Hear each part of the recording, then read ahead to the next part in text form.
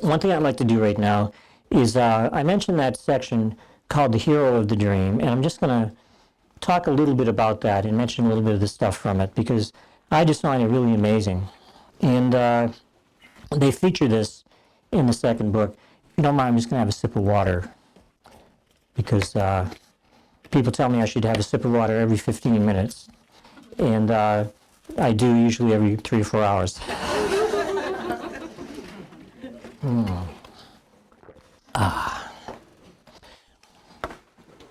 And I'll be speaking in Vegas. And you can't believe how dry it is in Vegas. And I'll be talking for like 3 hours, and all of a sudden say, think maybe you want to take a sip of water?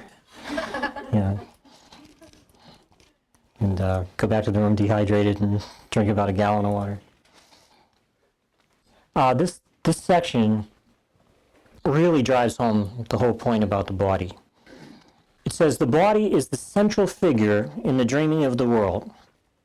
And there is no dream without it, nor does it exist without the dream in which it acts as if it were a person to be seen and be believed. It takes the central place in every dream, which tells the story of how it was made by other bodies, born into the world outside the body, lives a little while and dies, to be united in the dust with other bodies dying like itself. In the brief time allotted it to live, it seeks for other bodies as its friends and enemies. Its safety is its main concern. Its comfort is its guiding rule. It tries to look for pleasure and avoid the things that would be hurtful. Above all, it tries to teach itself its pains and joys are different and can be told apart.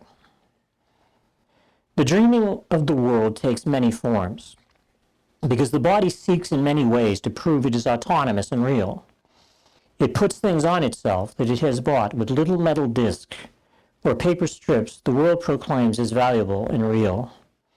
It works to get them, doing senseless things, and tosses them away for senseless things it does not need and does not even want.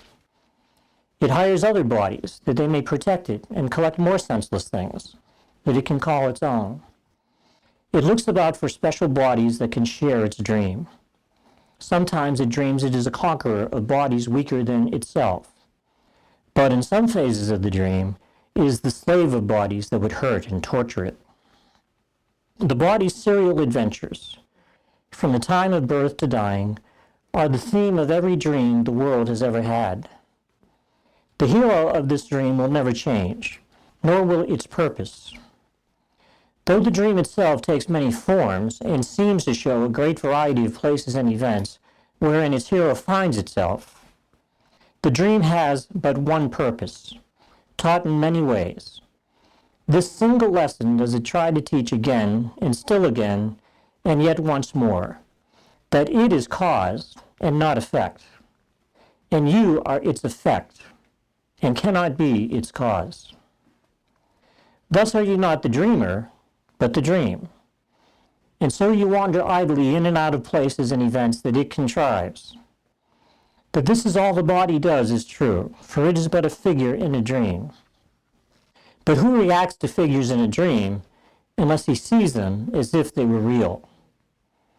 The instant that he sees them as they are, they have no more effects on him, because he understands he gave them their effects by causing them and making them seem real. How willing are you to escape effects of all the dreams the world has ever had? Man, that is amazing. It's just incredible. And they cover that quite a bit. In fact, there's a chapter in the next book called The Hero of the Dream. And there's another chapter, one of the chapters I like in the next book is called, because they were asking me, how did you feel when you found out who you were 2,000 years ago? Right? And I pointed out to them, it felt really, really cool and a lot of fun, and I was really excited for like 2 days. And then what happens is you get up in the morning and you have, the same old crap in front of your face, and what it's really about is, forgiving that. And so they had a chapter in the next book, it's called, It's This Lifetime Stupid.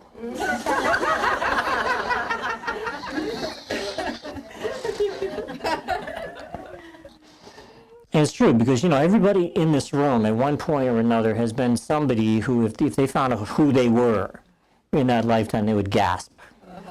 Everybody's been some ridiculously famous or important person, and if you found who that was, it would impress you. But it's kind of like a trick, too, because it makes the idea of being that person, which makes the idea of being a body, real. And we're not bodies, and the body isn't real. And when I talk about reincarnation, it's kind of like serial dreams. It's just one dream after another. So it's really one continuous dream. It's that, as Jesus just described, it takes many different forms, but its purpose is always the same. To convince you that you're a body.